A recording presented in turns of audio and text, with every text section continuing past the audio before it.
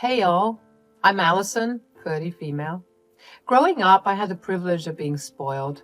My father, a successful businessman, provided me with a more than comfortable life. However, don't mistake my privilege for snobbery. Sure, I enjoyed the finer things in life, but I also knew the value of humility. I wasn't just a spoiled brat. I was so much more than that. Unfortunately, the moment people heard my name, their assumptions would kick in. They would turn away, assuming that I was just another entitled rich kid. It was disheartening to see how quickly people judged me without even getting to know me. As a result, I found myself lacking genuine friendships. Often surrounded by jealousy instead of genuine connections, it left me feeling lonely and, at times, desperate for meaningful relationships. That's when Victor entered my life. We met, sparks flew, and before I knew it, we were married after only 3 months of dating. Stupid, I know, but what can I say? It was a whirlwind romance, the kind you see in movies. For the first time, I experienced what it truly meant to be in love, and I held on to it with all my might. Victor was my anchor, my partner in crime, and my rock in this unpredictable world. But, as they say, life is never smooth sailing. Along with my newfound happiness came the complexities of navigating family dynamics. You see, Victor's parents, Asher and Jenny, were not exactly thrilled with our relationship. They had reservations about me, their assumptions fueled by the stereotypes associated with my background. I understood their concerns, their desire to protect their son from potential heartache or manipulation or the negatives that come with living a super lavish lifestyle.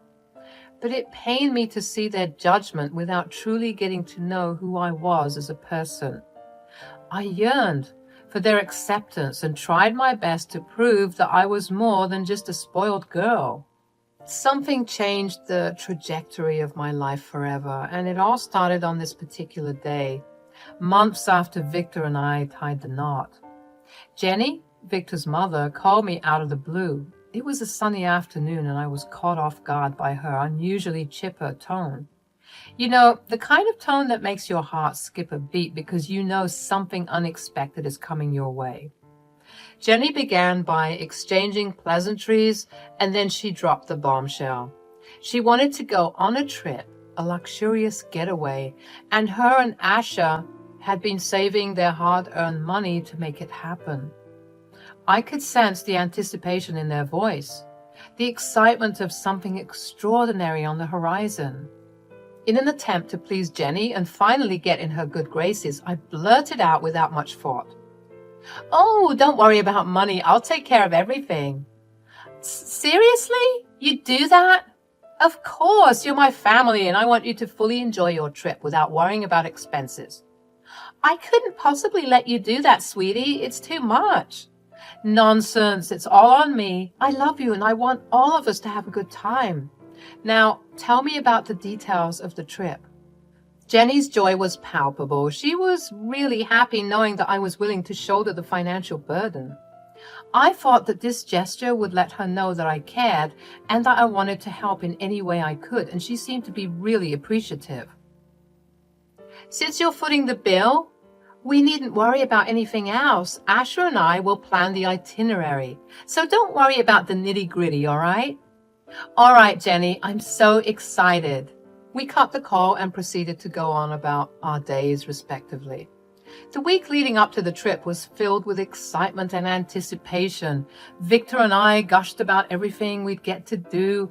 It was almost like we were kids excited to go to Disneyland. Amidst all the excitement, I even splurged on first-class tickets, wanting us to arrive in style and experience the journey with utmost comfort. Finally, the day arrived and we found ourselves in the breathtaking beauty of Morocco. The vibrant colors, the bustling markets, and the rich culture immediately captivated us. For Victor, Asher, and Jenny, it was their first international trip and their amazement was contagious. Even though I had been to Morocco before, I couldn't help but fall in love with the place all over again. Being the one with previous experience in Morocco, I took on the role of a tour guide eager to show them the best spots and immerse them in the local culture. We have to explore the Djemma El Fna Square in Marrakesh. It's so beautiful. And don't even get me started on the cuisine. At first, everything seemed great. Victor, Asher, and Jenny seemed appreciative of my efforts, and we were having a wonderful time. However, things took a turn when we arrived at the luxurious five-star hotel that Jenny had planned and booked. We arrived at the beautiful Stardust Hotel. As I started unpacking in the hotel room, Asher suddenly said I should stop. Confused, I asked him what was up. Ali, you won't be staying with us in this fancy hotel. We've got a different place for you. I was taken aback, trying to wrap my head around what he was saying. I thought he was joking, so I laughed it off and continued, but Victor, my husband, approached me and tightened his grip on my arm, silently telling me to hold on a minute. I looked to Jenny for an explanation. Jenny, with a smirk on her face, chimed in. Oh, Ali, this five-star hotel is just for us. We found a motel online where you'll be staying. My jaw practically hit the floor. I couldn't believe what I was hearing. I turned to Victor, searching for answers in his eyes, but he stayed silent. My frustration grew, and I desperately tried to understand their twisted reasoning. What are you saying? Why are you doing this? Jenny and Asher wasted no time in explaining themselves. They claimed that they never really liked me, thinking I was too full of myself. This was their way of teaching me a lesson in humility. You've been spoiled for too long. You need to be humbled. I mean, seriously? Who offers to cover all the expenses on a luxury trip? And let us go first class. You just never stop, do you? You're always showing off your money. I did no such thing. I was just trying to be kind. Oh, please, Ali. We all know that you're obsessed with your money. You too? What is wrong with all of you? You think you're better than all of us, don't you? With your fancy dad and his fancy money, what would happen if he lost everything, You'd be nothing. I couldn't hold back my anger any longer. Are you kidding me? I've always appreciated what I have, and I've never acted like I'm better than anyone. I just wanted to take my family on a trip. What's wrong with that? Asher and Jenny both wore smug expressions, as if they were proud of themselves. It was crystal clear that their dislike for me ran deep. They were willing to go to extreme lengths to put me down without considering how hurtful their actions were. I turned to Victor, and for a moment he looked remorseful. I shrugged away from him and said, All of you are idiots. I guess I'm an idiot too for trusting any of you. I was so fed up and angry that I grabbed all my stuff and stormed out of that hotel room like a thunderstorm. Let me tell you, I was fuming. How could they treat me like this? As I made my way down to the lobby, my phone buzzed and I saw a notification from Jenny. Can you believe she had the audacity to send me the details of that crummy hotel they booked for me? Ugh, I couldn't even deal with it. I just blocked all three of them right then and there. I didn't need that negativity in my life. So there I was, stuck in the hotel lobby, feeling completely defeated. I walked up to the front desk, hoping that they had some other room available. But guess what? They were fully booked. Talk about adding insult to injury. I was so upset and didn't know what to do. I found myself sitting in the lobby, tears streaming down my face. It was in that moment of despair that I decided to call my dad. I poured my heart out to my dad. I told him everything that had happened, from the messed up booking to being left stranded in the lobby. He listened to me without interrupting, his voice filled with understanding. Oh, sweetheart, I'm so sorry you had to go through all of that. I've always told you to be careful before rushing into a marriage. With our type of money, there are vampires always out to get us. I know, Dad. It's just I thought things were different with Victor. I thought he truly loved me. I just feel so stupid. Sometimes people disappoint us, Ali. It's a tough lesson to learn, but it doesn't define you. Yeah, I guess you're right. It just hurts so much, you know. I understand, sweetheart. But remember, you're a soldier. This setback won't keep you down for long. You're strong and you'll rise above it. I know it. Thanks, Dad. I really needed to hear that. Then my dad said, by the way, which hotel are you in? It's called the Stardust Hotel, but I already checked. They're fully booked. You know, you could easily clear out the place if you wanted to. I know, but why would I displace all these people? They deserve to enjoy their stay here, even if this place is harboring some idiots who kicked me out. The nerve. I literally paid for the hotel room and they had the audacity to kick me out. Hold on. Did you say Stardust? Yeah, I did. Why? Wait one moment, Cupcake. I need to check something. He put me on hold for a couple of minutes, and when he returned, his voice was filled with excitement. Tell those fools to get out of my hotel. What? Your hotel? What do you mean? Turns out I own the place. Wait, what? How is that even possible? It's actually quite a funny story. So I was gambling. I know you said I should stop, but it was one time, I promise. Uh-huh, sure. Anyways, the lads and I were gambling and my friend was sloppy drunk, completely wasted. He ended up betting on his hotel. We strongly advised him not to do it, but he just wouldn't listen. Ali, that friend of mine, is Moroccan, and the hotel in question is Stardust. I was speechless, not knowing how to react. It felt like a twist of fate, a lucky coincidence, like a deus ex machina. I'm presuming you won? Always. I never lose, you know that. I could practically hear him smirking through the phone. I don't know what to say. That's completely insane. I forgot to check up with him about transferring ownership. This game happened about a month ago, but I called him up when I put you on hold. You're insane. No wonder people think we're snobby. Well, that's just how the game works. Now go and kick those buffoons out of my hotel. Thanks, Dad. Don't mention it, sweetheart. You can stay in the luxury you deserve. Enjoy your time in Morocco and take a picture of their faces when you tell them the truth. I couldn't thank my dad enough for his support, and this unexpected turn of events, it felt like a ray of hope amidst the darkness. As I hung up the phone, a sense of resilience and determination filled me. I was ready to make the most of my time in Morocco, knowing that I had my dad's love and support, and the opportunity to turn this challenging situation into a remarkable experience. I stormed back to the hotel room where Jenny, Victor, and Asher were staying. My anger fueled my determination as I knocked on the door, demanding their attention. Victor opened the door, surprised to see me, but I didn't give him a chance to speak. I'm coming in whether you like it or not. I barged into the room and Jenny immediately started screaming. What do you think you're doing here? Didn't we already kick you out? Look, boy, she thinks that she can just waltz in here like she owns the place. Actually, I kind of do. Get a load of this. Are you so spoiled that you think any luxurious thing belongs to you? What did I tell you guys? I was right all along. If you don't get out of here, I'll just have to call security. Imagine that. The daughter of a billionaire is escorted out of the premises by security. How embarrassing. Actually, Jenny, you won't be needing to call security. Jenny, they're already here. At that moment, the security guards who had accompanied me made their way inside. They began tossing out everyone's belongings, scattering them in the hallway.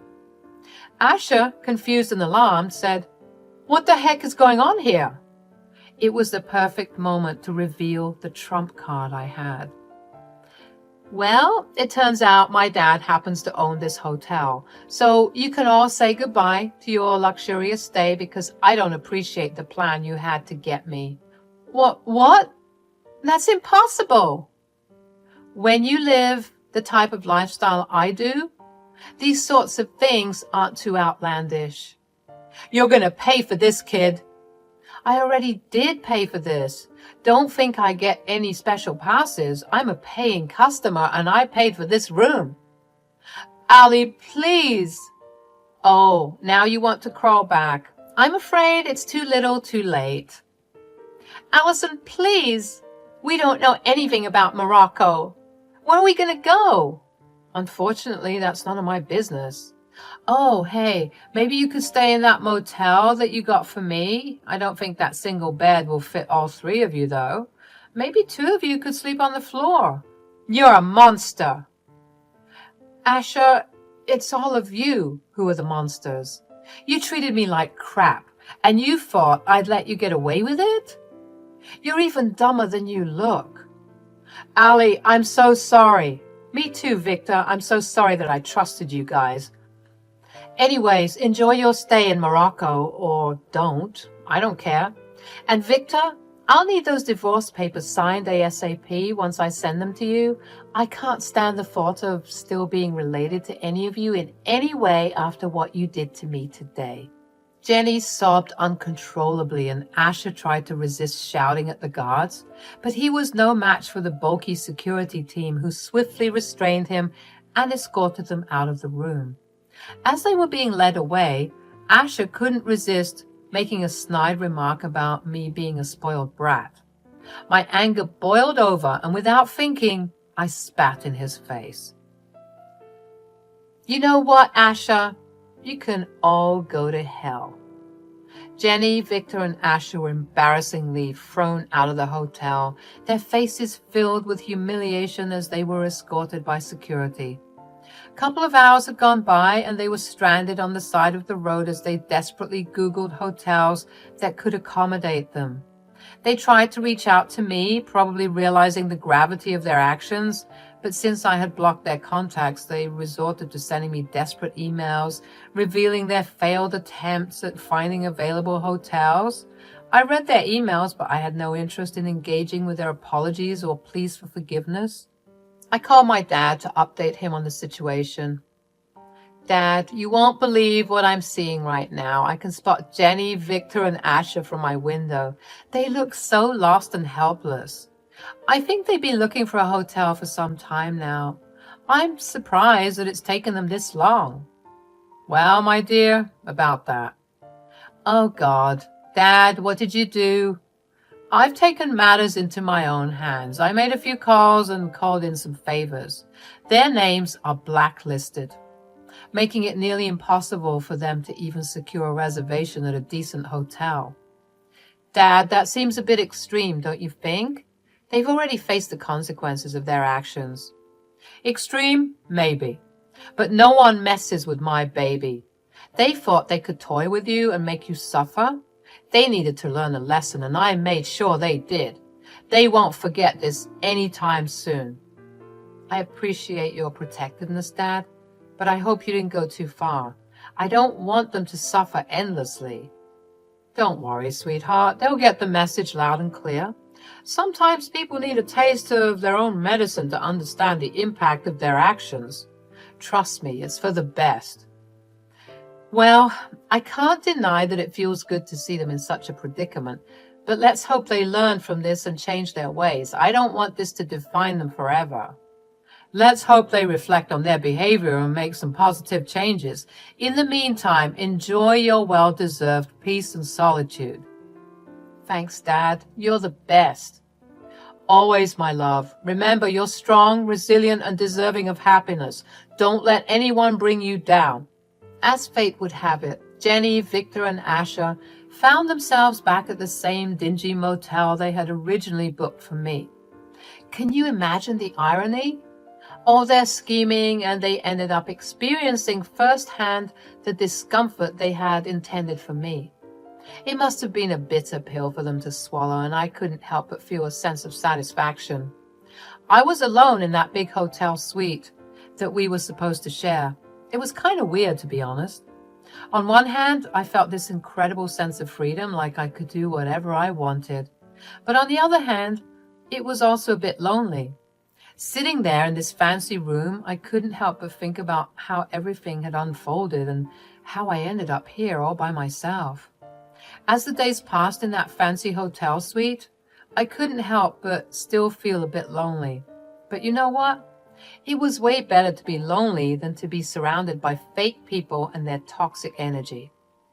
I had this moment of clarity where I realized that I deserved better.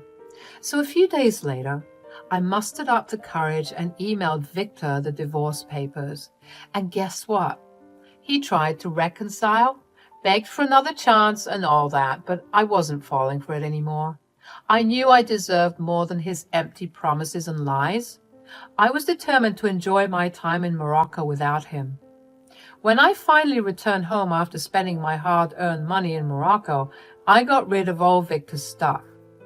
I didn't care if he and his family decided to run back home from the mess they created. You know why? Because I realized there's so much more to life than seeking validation from people who don't even deserve a place in my world. I embraced my freedom and chose to focus on building a life that's authentic to myself. I surrounded myself with positive influences and pursued my passions. I learned to let go of toxic relationships and value myself. Each day, I felt stronger and more empowered. The scars from the past started to heal, and I discovered a newfound love for myself. I learned that true happiness comes from within, not from seeking validation from others. Morocco taught me valuable lessons, and I held onto them as I moved forward in life. With determination and a smile on my face, I took the next steps towards my happiness. I left behind the toxicity and embraced a future filled with self-love and authenticity.